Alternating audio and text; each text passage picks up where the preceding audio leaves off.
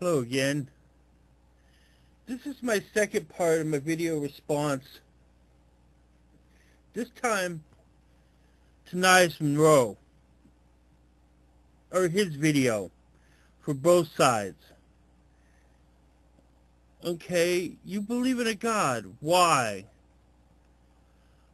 Well, of course there are numerous answers.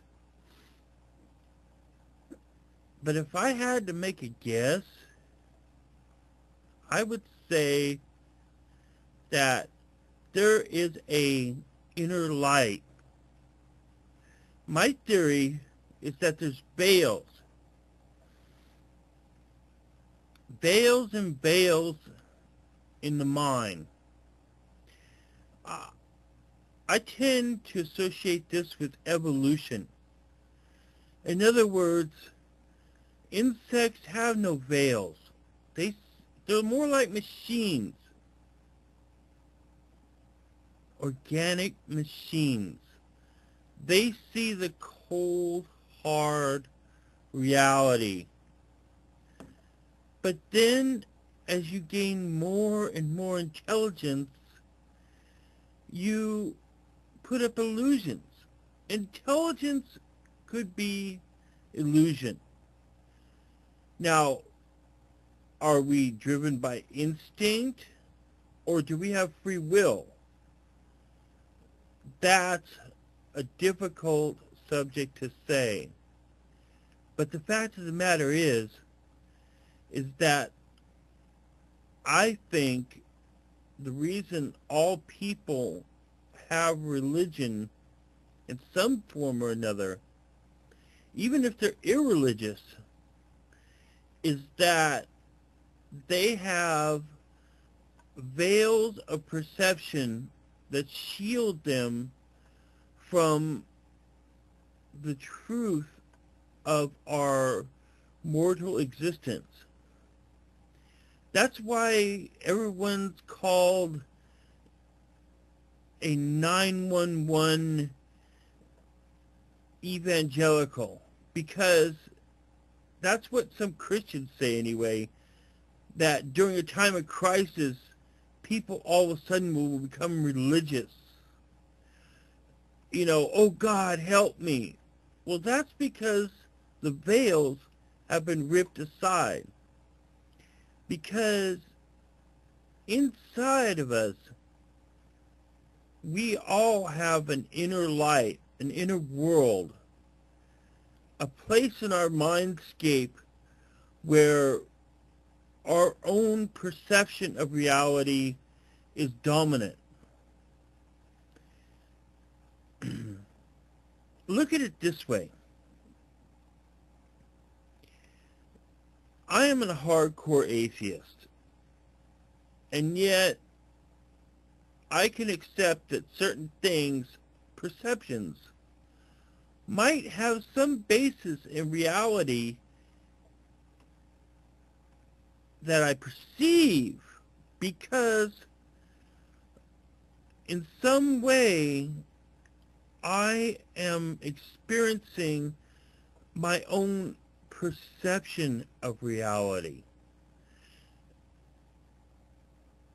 We see the outside world through our senses, and through rational thought we have deduced through trial and error that the outside world is a world ruled by the laws of physics and nature, where, and you may disagree, and of course if you are religious or have a belief in the supernatural, or even agnostic, you do disagree. But for us atheists, it's that this world is a cause and effect. There is no supernatural medium that sits outside the world, or is part of the world, that makes it anything other than what it is, with deterministic events that can be measured or cannot be measured, but cannot prescribe their existence or cause or beginning of their causality to a intelligent design, a creator, a watchmaker. In the late 18th and 19th centuries, the term watchmaker was very important in the argument of evolution, when natural science was becoming the issue of the day, and the Scopes trials and all the other things that were pointing more and more that nature did not have a designer, but only a design. And that's very important. Now, let's see. Now, why do you believe in an afterlife, but not a heaven or a hell? Possibly because culture can be a shared experience. I happen to believe that, and maybe this is justified scientifically and maybe it's not, that human beings communicate by nonverbal as well as verbal communication. Obviously we do emotionally and through, I think it's called micro expressions, but wouldn't we also learn that way, and couldn't that cultural knowledge be handed down?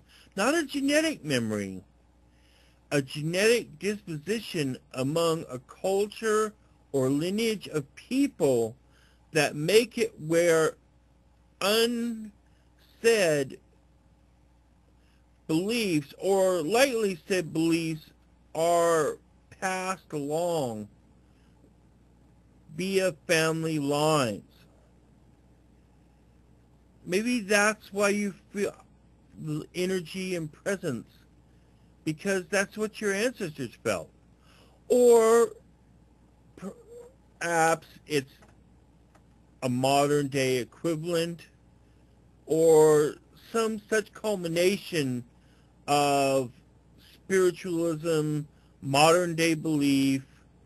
You know, who knows what echoes rebound from the modern to the ancient, and now a shared multicultural experience. By the way, if anybody's wondering what I'm looking at, the clock's over there. My paper, again, is down here, which I wrote a little bit more clearly this time. And I'm on the 8-minute mark. I'm trying to get it a little bit better this time. So, if God spoke to you, are you crazy? Well, now, modern things say, yeah, you know. I mean, haven't we all seen the people walking around with earphones and gone, now maybe that was always that way. But other times, other cultures have embraced that. And if you go deep into faith-based communities, you'll find, with a subtle wink and a nod, that they admit to these things. They will tell you about the Holy Spirit going through you, about the communion of the flesh, not the communion of the flesh, the communion of the fellowship of communion, the flesh of the body and such. And yes, if you come out and say, yes, God spoke to me, but in many ways, religion is about exactly that. And that's my answer. All right. Talk to you later. Buddha bless, or Rastafari, or whoever. The great fiddler in the middle of the galaxy.